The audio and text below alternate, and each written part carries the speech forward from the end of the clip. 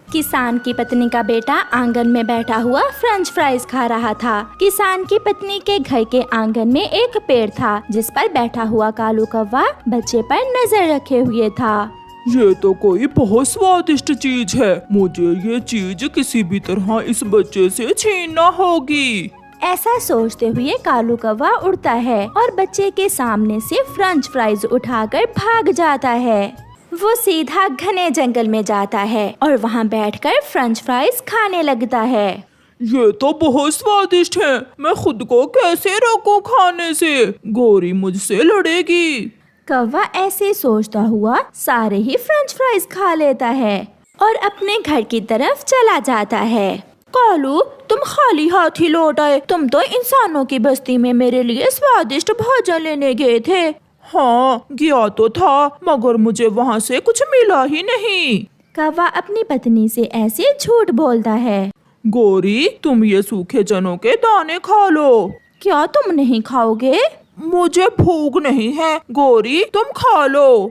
फिर रात हो जाती है। कौवा और उसकी पत्नी सो जाते हैं। ये फ्रेंच फ्राइज बहुत स्वादिष्ट हैं। मैं ये सारे ही खा लूंगा और गोरी के लिए सूखा दाना ले जाऊंगा। कौवे को सोते में बोलने की आदत थी। जब वो ऐसे बोल रहा था तो उसकी पत्नी गोरी कौवी सब सुन लेती है। तो ये बात है कालू के बच्चे, कल मैं जाऊंगी इंसानों की बस्ती की तरफ और तुम रहोगे घर में। सुबह हो जाती है। गोरी, मैं जा रहा हूँ, मैं इंसानों की बस्ती की तरफ जा रहा हूँ। नहीं कालू जी, आज इंसानों की बस्ती की तरफ मैं जाऊंगी और तुम जंगल से दाना ढूंढ कर लाओगे। ऐसे गोरी अपने घर से निकलती है। थोड़ी दूर उसे रानो चिड़िया मिलती है। गोरी कौवी रानो चिड़िया के पास जाती है। रानो चिड़िया, तुम क्या कर रही हो यहाँ? गोरी बहन, बहुत भूख लगी है, मैं भोजन की खोज में निकली हूँ। चिड़िया, चलो मेरे साथ चलो, मैं इंसानों की बस्ती की तरफ जा रही हूँ। वहाँ से कोई ना कोई स्वादिष्ट चीज जरूर मिल जाएगी खाने को। हाँ, मगर जो भी मिला हम बांट कर खाएंगे। तो फिर चलो मेरे साथ। फिर गोरी कौवी और चिड़िया इंसानों की बस्ती की तरफ चली जाती हैं। मैं इस दिशा में जाती हूँ और आप उस तरफ जाएं। चिड़िया को थोड़ी दूर एक हलवाई की दुकान की छत से एक लड्डू मिल जाता है। चिड़िया वो लड्डू देखकर बहुत खुश होती है। मैंने गोरी से वादा किया है कि जो भी मिला मिल बांट कर खाएंगे, इसलिए मैं ये लड्डू ले जाती हूँ। गोरी कौवी भी किसान की पत्नी के घर में पेड़ पर बैठी हुई थी। दुष्ट कौवे, मैंने तुम्हें देख लिया है, आज तुम्हें सजा जरूर मिलेगी। ऐसा कहते हुए किसान की पत्नी फ्रेंच फ्राइज पर पेट खराब करने वाली दवा लगाकर उन्हें आंगन में रख देती है। गोरी मौका देखकर वो फ्रेंच फ्राइज उठाकर भाग जाती है। मम्मा, अब पता चलेगा उस कौवे को, वो हर रोज मेरा भोजन उठा कर ले जाता है। फिर दोनों चिड़िया और गोरी कौवी जंगल में एक जगह इकट्ठी होती हैं। गोरी गोरी, देखें, मुझे स्वादिष्ट स्वादिष्ट लड्डू मिला है और मुझे फ्रेंच फ्राइज। किसी तरह मुझे चिड़िया को साइड पर करना होगा ताकि ये सारा माल मैं अकेली ही खा सकूं। ये सोचकर गोरी चिड़िया से कहती है, चिड़िया चिड़िया, ये फ्रेंच फ्राइज हैं, इन्हें टमाटर की चटनी से लगाकर खाएं तो फिर बहुत स्वाद आता है। मगर हमारे पास तो टमाटर की चटनी नहीं है। तुम जल्दी से जाओ और किसान के खेत से तो टमाटर ले आओ, तब तक मैं चटनी बनाने का सामान जमा करती हूँ, फिर मजे से पार्टी करेंगे। चिड़िया गोरी कौवी की बातों में आकर किसान के खेत से टमाटर लेने चली जाती है और गोरी मजे मजे से अकेली ही फ्रेंच फ्राइज खाने लगती है। वो सारे ही फ्रेंच फ्राइज खा लेती है। वाह रे चिड़िया, अपना मीठा मीठा लड्डू भी मुझे दे गई हो। फिर गोरी कौवी चिड़िया का लाया हुआ लड्डू भी अकेली ही खा लेती है और वहाँ से घर भाग जाती है। चिड़िया भी किसान के खेत से टमाटर लेकर वहाँ आ जाती है, मगर वहाँ तो कुछ भी ना था, ना गोरी, ना लड्डू, ना फ्रेंच फ्राइज, केवल एक खाली डिब्बा वहाँ पड़ा हुआ था। चिड़िया रोने लग जाती है। दुष्ट गोरी कौवी, तुमने मेरे साथ धोखा किया, मैं तुम्हें माफ नहीं करूँगी। रोती हुई चिड़िया बेचारी भूखी ही घर वापस जाती है। गोरी, मेरे लिए क्या लाई हो इंसानों की बस्ती से? जैसे कल तुम्हें कुछ नहीं मिला था, ऐसे ही आज मुझे भी कुछ नहीं मिला। गोरी ने अभी ये बात की ही थी कि उसके पेट में गुड़गुड़ शुरू हो जाती है। गुड़गुड़ कैसे ना होती, उसने पेट खराब करने वाली दवाई मिले फ्रेंच फ्राइज जो खा लिए थे। कालू रुको रुको, मैं अभी आई। गोरी भागी भागी शौचालय चली जाती है। थोड़ी देर बाद गोरी जैसे ही वापस आती है, वो फिर से कालू से कहती है, हटो हटो कालू, मुझे जाने दो। गोरी फिर से भाग जाती है। अब तो 1 मिनट भी ना गुजरता, गोरी आती और फिर जाती। बार बार शौचालय जाकर उसे बहुत कमजोरी हो गई थी, वो गिर जाती है। मुझे कुछ बताओ भी, क्या हुआ है? कालू पहले तुम बताओ कि कल जब तुमने फ्रेंच फ्राइज खाए थे तो क्या तुम्हारा भी पेट खराब हुआ था? नहीं, मैंने तो खाए ही नहीं फ्रेंच फ्राइज। मुझे सब पता है, जैसे कल तुमने चोरी चोरी फ्रेंच फ्राइज अकेले ही खाए थे, ऐसे ही आज मैंने भी खा लिए। मगर कालू, मैं मर रही हूँ, मेरे पेट में बहुत दर्द हो रहा है, प्लीज कुछ करो कालू जी, मैं मर जाऊंगी। कालू जल्दी से चिड़िया की तरफ जाता है। चिड़िया चिड़िया, जल्दी चलो, गोरी मर जाएगी, उसके पेट में बहुत दर्द हो रहा है। दर्द तो होगा, उसने मेरा लड्डू भी खा लिया और फ्रेंच फ्राइज भी, और मुझे भेज दिया चटनी बनाने के लिए टमाटर लेने। चिड़िया, अच्छा ही हुआ जो तुमने वो फ्रेंच फ्राइज नहीं खाए। लगता है किसान की पत्नी ने उनमें दवा मिलाई हुई थी। गोरी का तो बुरा हाल है। चिड़िया के पास पेट दर्द की दवा थी। चिड़िया वो दवा लेकर कालू के साथ जाती है और 2 कतरे पेट ठीक करने वाली दवा के गोरी के मुंह में डाल देती है। जो लालच करता है हमेशा उसके साथ बुरा होता है। चिड़िया, मेरी तो किस्मत ही खराब है, अगर तुम्हारे साथ बांटकर फ्रेंच फ्राइज और लड्डू खाए होते तो शायद मेरे पेट में इतना शदीद दर्द ना होता।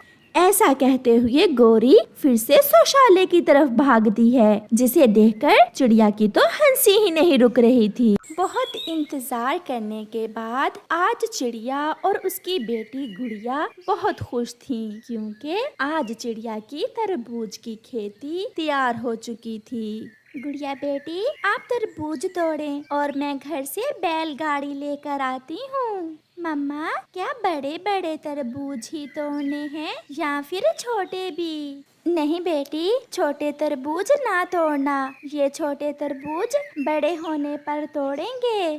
फिर मम्मा चिड़िया बैलगाड़ी लेने चली जाती है और गुड़िया बड़े बड़े तरबूज देखकर तोड़ने लगती है। कालू कौवा एक पेड़ पर बैठा हुआ गुड़िया को तरबूज तोड़ते हुए देख रहा था। समय आ गया, समय आ गया, चिड़िया के तरबूज चोरी करने का समय आ गया है। मैं अभी घर जाकर गौरी को बताता हूँ। गौरी, गौरी कहाँ हो? जल्दी आओ। क्या शोर मचा रखा है कालू जी? गौरी, आज चिड़िया अपने तरबूज तोड़ रही है। वो तरबूज लेकर मंडी जाएगी बैलगाड़ी पर लाद कर। मतलब हम रास्ते से ही चिड़िया के तरबूज चुरा लेंगे? हाँ, मैं यही कहने वाला था। तो फिर चलो और मंडी के रास्ते में किसी पेड़ पर छुपकर बैठ जाते हैं। फिर वो दोनों शैतान पति पत्नी अपने घर से भागते हैं और मंडी में जाने वाले रास्ते पर जाकर एक पेड़ पर छुपकर बैठ जाते हैं। चिड़िया और उसकी बेटी भी बैलगाड़ी पर अपने तरबूज लाद लेती हैं। बेटी, तरबूज गिने हैं ना? कितने हैं? हाँ मम्मा, पूरे 20 तरबूज हैं, मैंने गिन कर रखे हैं मम्मा।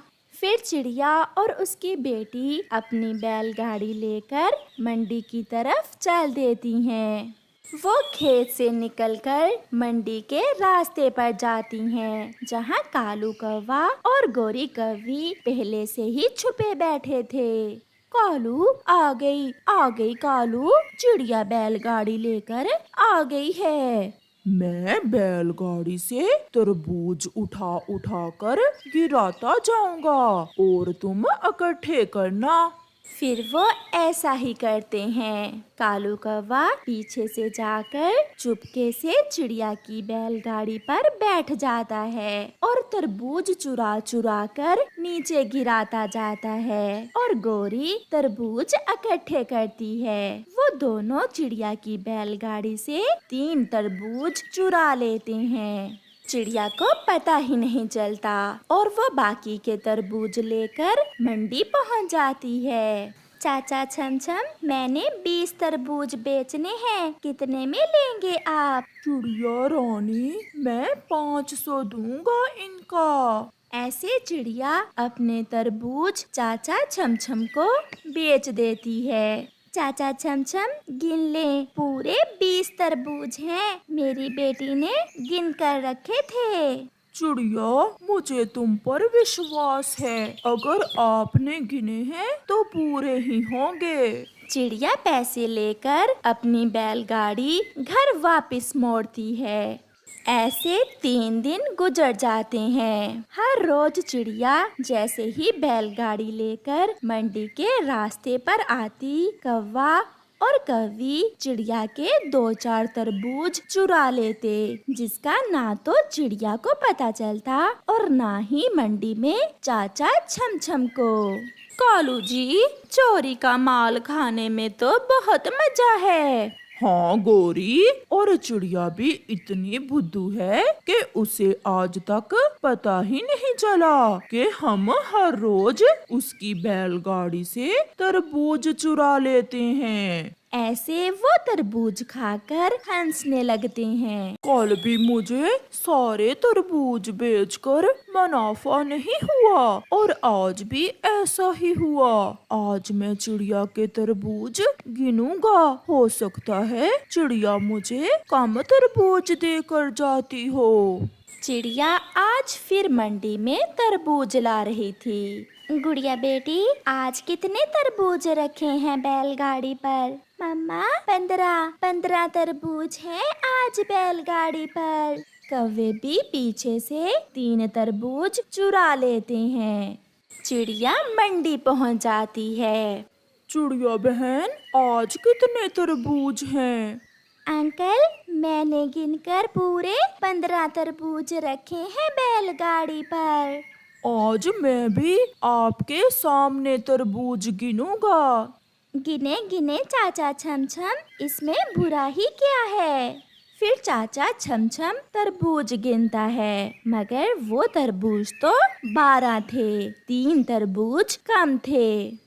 चिड़िया, ये 12 तरबूज हैं और आपने 15 कहा था। क्या आप हर रोज ऐसे ही मुझे चूना लगा जाती हो?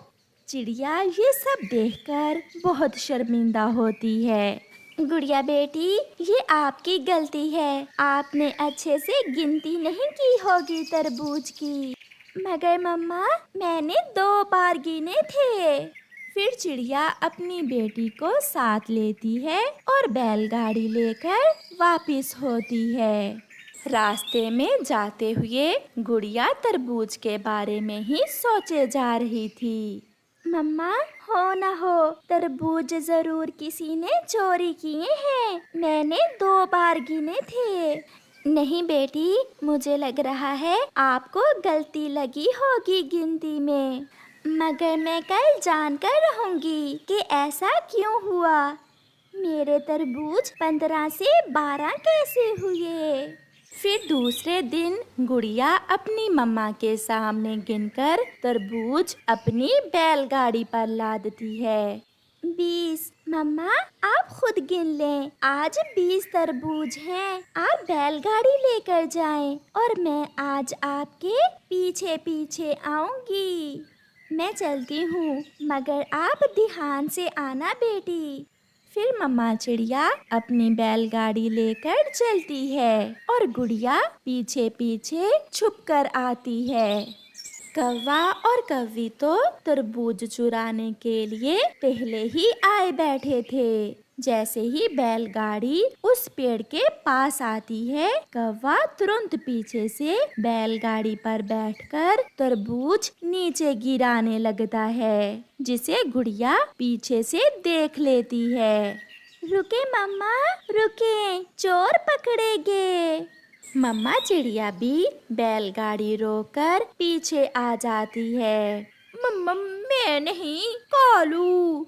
नहीं, हम दोनों का आज तरबूज खाने को बहुत मन कर रहा था। तो ये तुम हो जिन्होंने मुझे चाचा छमछम के सामने शर्मिंदा किया। मम्मा, मैं न कहती थी कि कोई चोर है जो हमारे तरबूज चोरी करता है। चिड़िया, हमें माफ कर दो, बस 3 तरबूज ही तो चोरी किए हैं हमने।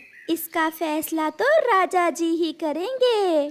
फिर चिड़िया मिट्ठू राजा को कौवे और कौवी की शिकायत लगाती है। उल्लू संतरी कौवों को बुला कर ले आते हैं। राजा जी, ये उपाय मेरी पत्नी ने मुझे दिया था। पक्का झूठ है राजा जी। पहले चिड़िया के तरबूज चोरी करने का मशवरा कालू जी का था। राजा जी, ये दोनों ही मेरे चोर हैं। फिर मिट्ठू राजा दोनों कौवों को पिंजरे में बंद करवा देता है और उन्हें सजा देता है। ऐसे कौवों को चोरी की सजा मिलती है।